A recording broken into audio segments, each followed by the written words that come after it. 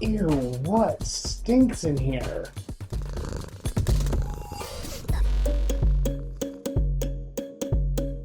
The Litterbox is the part of the show where I go through the stupid news headlines slash true crime. It's pretty true crime heavy this week. So that you don't have to. I'm just going to give you some of the highlights here. This one is terrifying because it's something that I think we're all worried about. Getting parasited. A woman in New York, she lives in a New York apartment, and she started noticing that her apartment was really drafty, like her bathroom was really cold. And it's a New York apartment, probably, not up to code, so I'm sure there are plenty of cracks in the building, drafts get through, right? Well, she couldn't take this lying down. She realized that the cold air was coming in from behind her mirror. Here's what happened. So I'll play the video for you. She's pulling her mirror off. Oh my gosh! So there's a hole and you think it's just the electrical, but then you realize there's a whole room back there? I know, she did the shocky face emoji too. So I don't know why she thought to do this, but she went back there, she went exploring, even though it could have been full of scary monsters, or even worse, men. So she goes in there and it's just like an empty apartment. It looks like they started renovating it and then they just didn't do anything with it. But how lazy is that landlord, Like, your apartment didn't have, it just had a hole in it, and it wasn't patched on the side that you rented out or the side that you didn't rent out. Like, it's one thing if the side where you're, renovating is sort of has a hole in it. That's understandable. That's her mirror. And she just pulls it off, and all of a sudden she's like, oh no, there's some sick guy in this house that I didn't know about. I'm rich and I don't know what to do with. You should actually go watch her TikToks. She's hilarious. She blew up for that secret room intro, and she was very funny the entire time.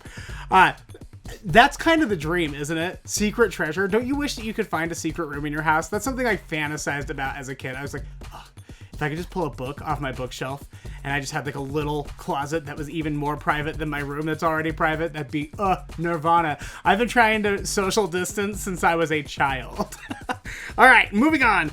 Remember a few episodes ago when I told you the only reason I would ever do a DNA test, like a genetics test with like 23andMe or whatever, is so that I could put my DNA into a database and they could find any murderers or criminals that I'm related to and put them in jail. Because I don't care if they're my family. Not snitches do not get stitches around here. Snitches get 23andMe. Thank you so much.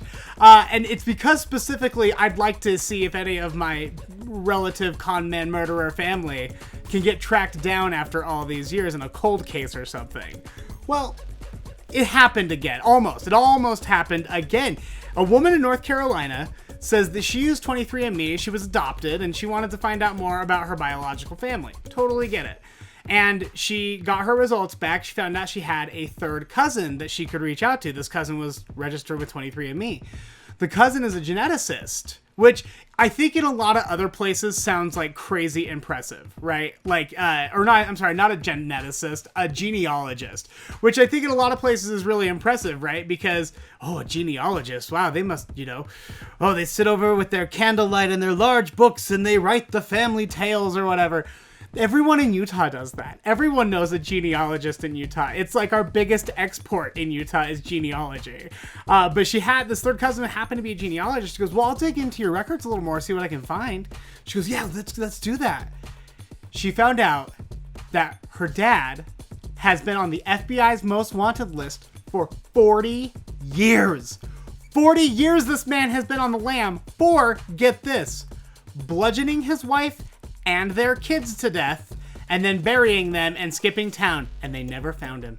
They never found this guy. This guy's name is William Bradford Bishop Jr. So that's somewhat of a famous like cold case slash they call them family annihilator cases where they just take out everyone. But this woman found out that that's her dad. Isn't that nuts? If he's alive today, he will now be 84. Probably died a while ago. Like, just got away with it. Lived under an assumed name or whatever. But wouldn't it be crazy if now that they have her DNA, they could track her DNA, match it to someone else's, like, father profile? And he's been living under an alias the whole time. This is what I'm talking about. This is why I want to get those DNA tests. All right, done and done. I'm getting the 23andMe. It's happening. Police in Wisconsin had to respond to a call of a car that drove into an art museum. And apparently in Madison, an art museum happens every few feet, so if a car was going to hit anything, it was probably going to be an art museum. But it was really, I mean, look at the picture. It's a pretty crunchy car. It got a good smack. The car went pretty much head on into the building, and it got a little crumply bumper. Now, the thing is, they're blaming the crash on the driver's inexperience because the driver was a dog. I guess the owner of the car got out, left the dog in the car. The dog's name is Callie.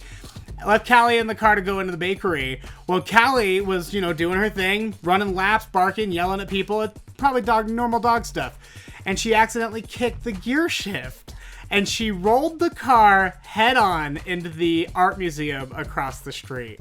So the owner's like, we're just really, really thankful that nobody got hurt. It's minimal damage considering. And don't worry, Callie's driving privileges have been revoked for the rest of her life. So as long as Callie's not on the road, I think we might be okay. And finally, this one's really bad. I know I told you it was true crime heavy, but this, again, if you want to just fast forward like a couple minutes, you might want to do that now. A man in Florida got into an argument with his grandfather. They were smoking the dope. They were smoking a doobie or whatever. And I guess a fight broke out. Now, his name is Colby Parker. Colby, 30 years old, says that his 77-year-old grandpa started chasing him with a knife. Started coming, like the fight escalated to the point where grandpa was chasing him down with a knife.